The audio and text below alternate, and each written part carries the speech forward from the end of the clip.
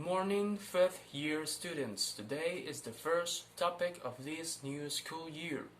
The topic is the capitalization and punctuation rules. Now that is a topic that sometimes we take for granted because it's so basic. Now we're going to review a little bit about some basic rules of how to use a capitalized word and some punctuation symbols. Why do we use capitalization and punctuation rules? We use it because it helps the readers to understand and interpret a text, a paragraph, or a sentence. They are required to prevent misreading, as we're going to see on future topics, but it also can be optional depending on what the author wants to express. For example, when we choose to end a sentence or a paragraph in an exclamation point rather than a period. When I have to capitalize a word, and here we have a list of situations that requires the use of a capitalized word. Started with the first word of a sentence. The cat is sleeping. We have to use an uppercase or a capitalized word in the first word of any sentence. Proper nouns. We have to capitalize proper nouns of people, of animals, of anything that has a proper noun. For example, have you met my dog, Boomer? Boomer is the proper noun of a dog. Therefore, it has to be capitalized. We do not use a capitalized word after a colon. For example, I only have one favorite sport, soccer. Soccer, it doesn't have to be capitalized because it is after a colon. We have to be careful with this because in other languages, we use to capitalize the word that it's after a colon, but in the British or English language, we don't have to do it. The first word of a quote. Take a look at this example. He asked, "What is everyone doing?" We have to capitalize the first word that is in a quote. We capitalize the names of days, months, and holidays. For example, I hate Mondays. Mondays have to be capitalized because it's the name of day.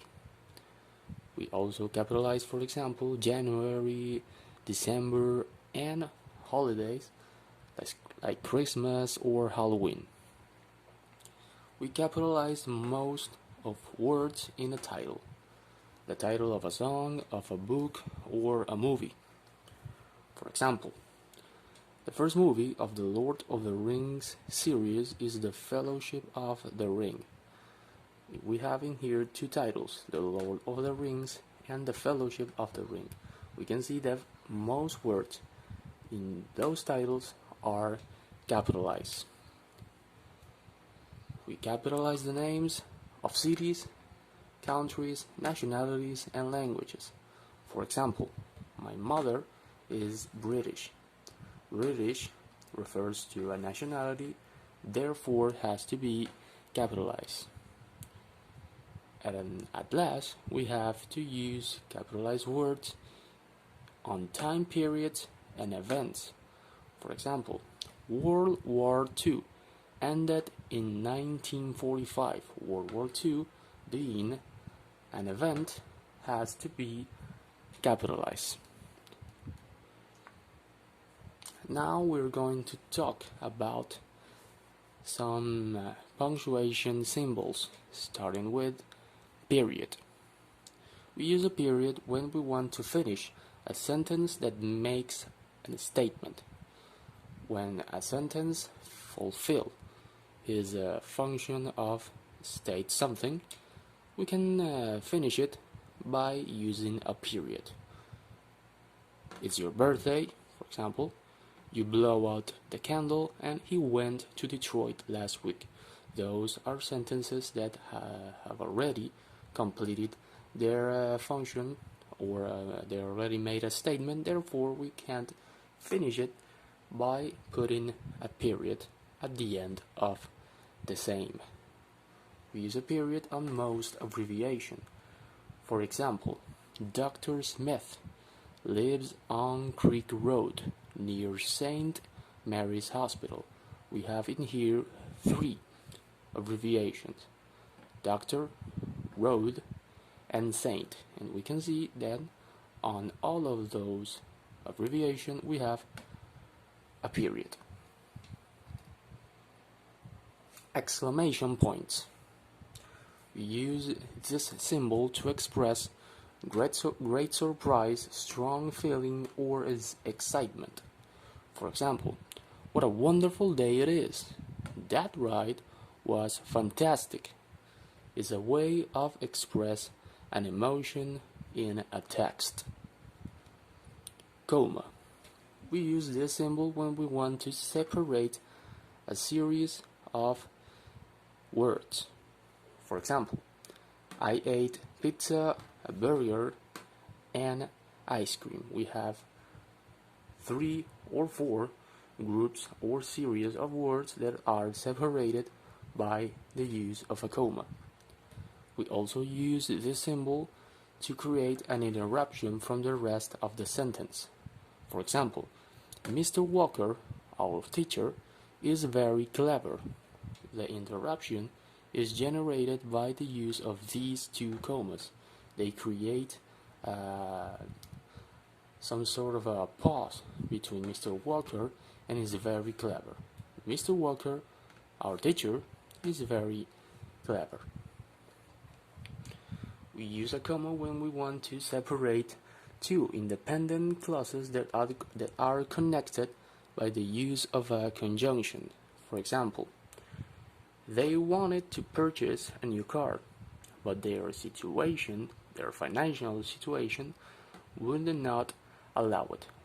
And here we have 2 clauses, right, that are connected by the use of a conjunction, in this case, but they are separated by a comma. We also use the symbol to introduce a direct quote. When we want to say, this person said something, or he said this, like in this case, the boy said, my father is often away during the week on business trips. When we use a direct quote of something that somebody said, we use a comma to introduce that quote. Colon. We use this symbol when we want to introduce a list or an explanation that follows. For example, I will need the following items: scissors, paper, glue, and paint. We can also use this symbol if in the situation we wanted to say an instruction. For example, this is what you have to do. And we use a colon to introduce that explanation. We use this symbol to introduce a direct quote. It's the same function as in a comma. We can use both of those symbols to introduce a direct quote. The boy said, my father is often away during the week on business trips. Now you can see that is the same example as in the use of the comma, and we can use both of the symbols, and in both ways it will be correct. Quotations.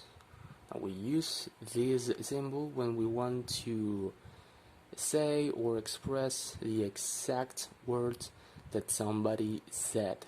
For example, the president said, we will not tire, we will not fail. These are the exact same words that the president said. We We also use quotation to present a speech within another speech. Dave said, "Good afternoon, Frank." And then we said when we have the situation of a speech within a speech. Apostrophe.